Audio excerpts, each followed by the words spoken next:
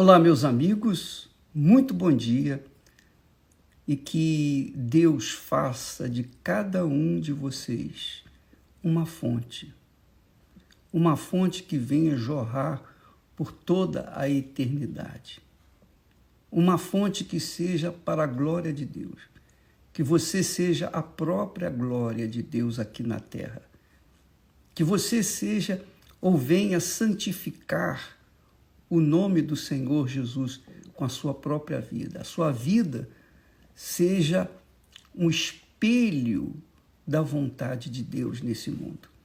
Agora, é claro, há muitas dificuldades, muitos problemas, muitas tentações, muitas coisas que a gente faz e que não deveria fazer, que é o que desagrada a Deus. No Salmo 37, eu queria que você abrisse a sua Bíblia aí. Se você tem a Bíblia ACF, a Bíblia comentada por nós, essa Bíblia, ela dá uma dica dos versículos mais importantes para todos meditarmos.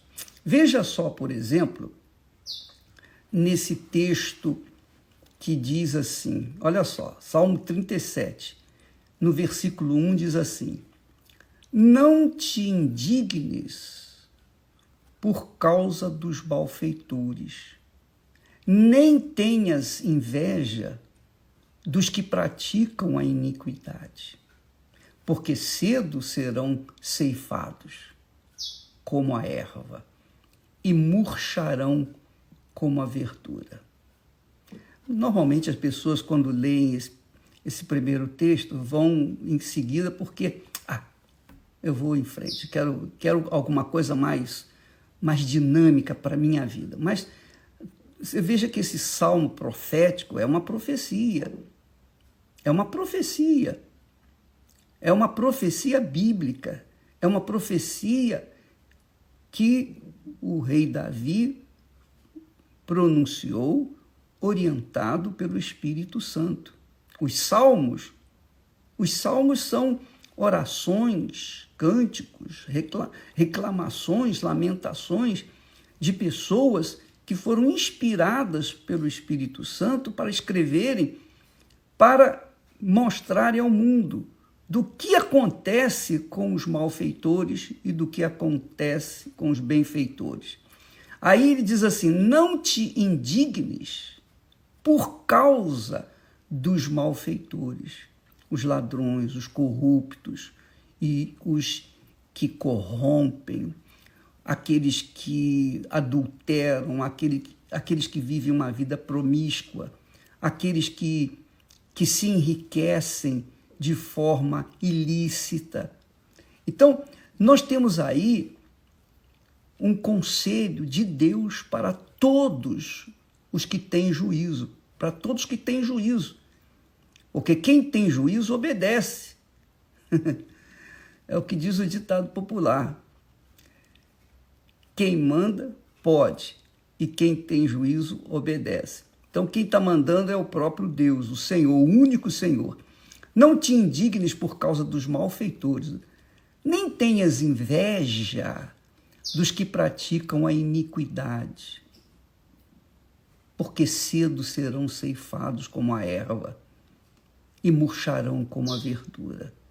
Quer dizer, cedo, a morte vai vir e eles serão ceifados. E tudo que eles têm vai ficar por aí. Porém, a alma deles, a alma dos malfeitores, estarão condenadas por toda a eternidade. Condenadas ao lago de fogo e enxofre, onde haverá choro e ranger de dentes, conforme diz o Senhor Jesus.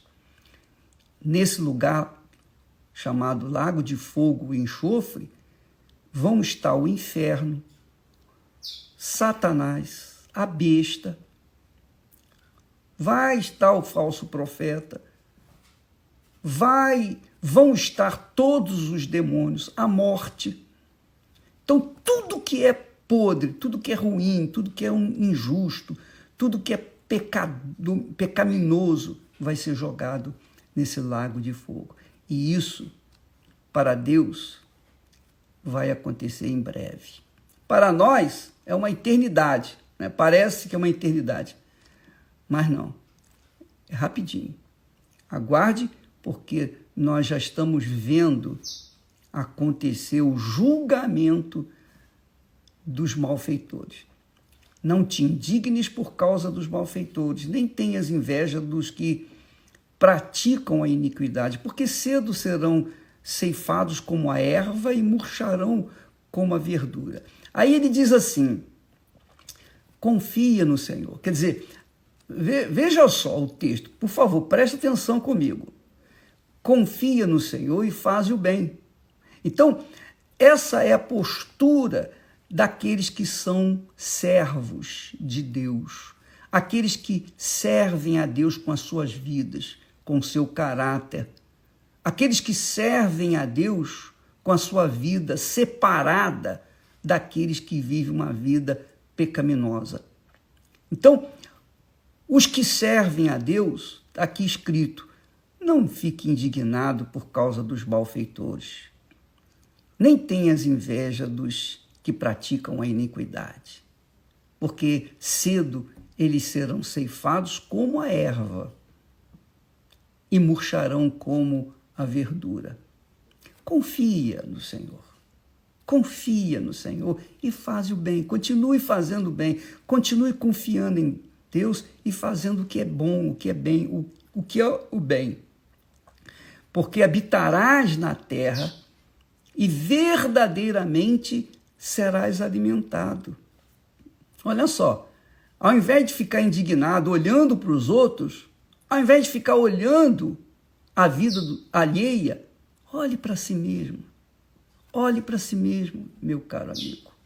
Não fique observando os outros, porque se você ficar observando a vida dos outros, que fazem um aparente sucesso neste mundo e vivem uma vida completamente desregrada, pecaminosa, essas pessoas vão cair, vão desabar, vão ser ceifadas.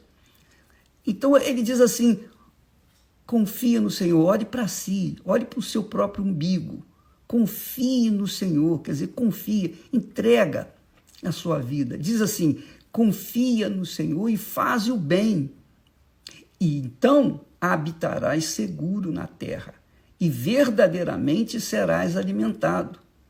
E aí vem o texto que todo mundo gosta desse texto aqui, versículo 4. Deleita-te também no Senhor, quer dizer, agrada-te do Senhor, e Ele te concederá os desejos do teu coração. Entrega o teu caminho ao Senhor, confia nele e Ele o mais fará. E nós temos aqui, nesse texto, nós temos um comentário que diz o seguinte, deixa-me ler para vocês. O segredo da felicidade em 3 verbos: deleitar, entregar e confiar.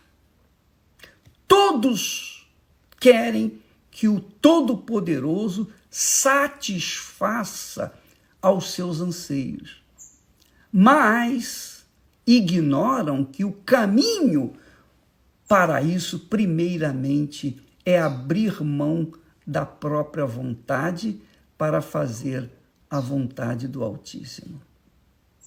Esse que é o problema. É isso que é difícil. A pessoa abrir mão da sua vontade para fazer a vontade de Deus. E essa é a realidade. Para você dizer que crê em Deus, não basta você dizer, eu creio, eu acredito em Deus. Isso não é suficiente. Porque até os demônios creem, diz o texto sagrado.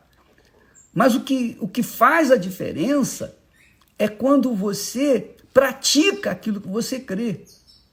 Pratica, você obedece, você deixa os seus projetos pessoais, a sua vontade pessoal em segundo plano e passa a obedecer, a priorizar a vontade de Deus.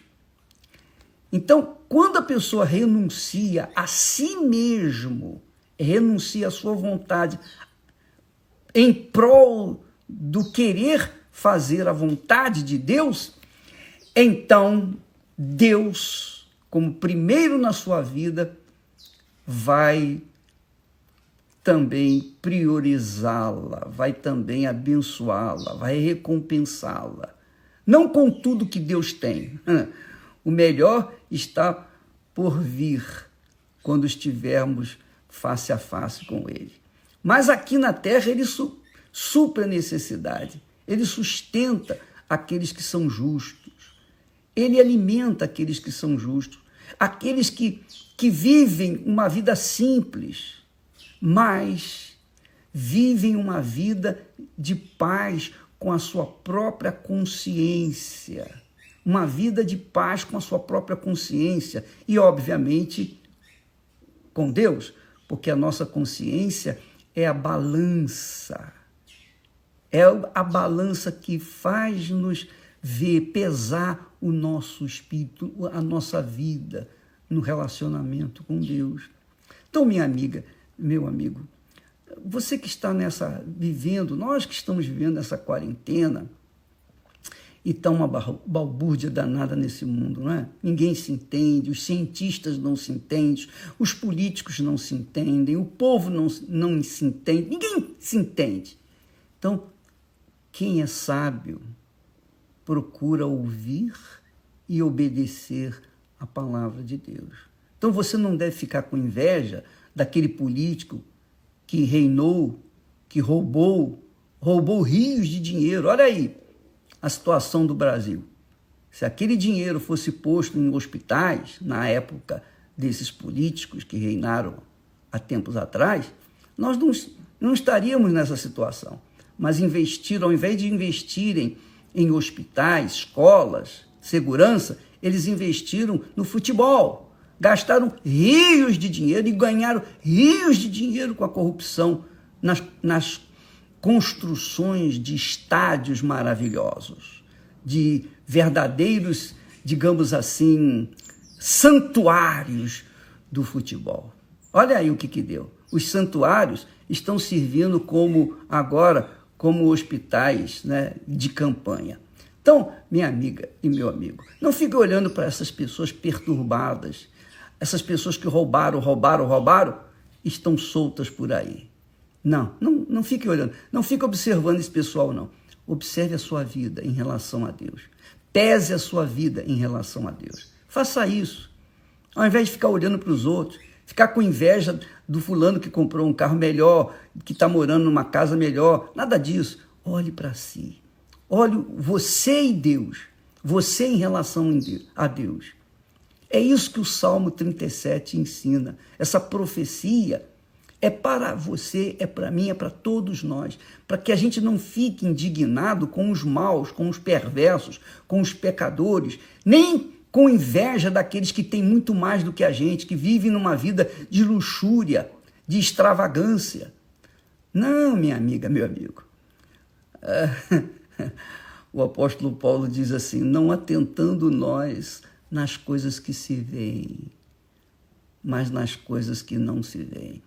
Então, quem é espiritual, olha para o alto, olha para dentro de si, pesa o seu espírito, pesa o seu relacionamento com Deus, a sua comunhão com Deus, para que a sua vida venha refletir a glória dele neste mundo, para que a sua vida seja realmente uma fonte para a glória de Deus neste mundo.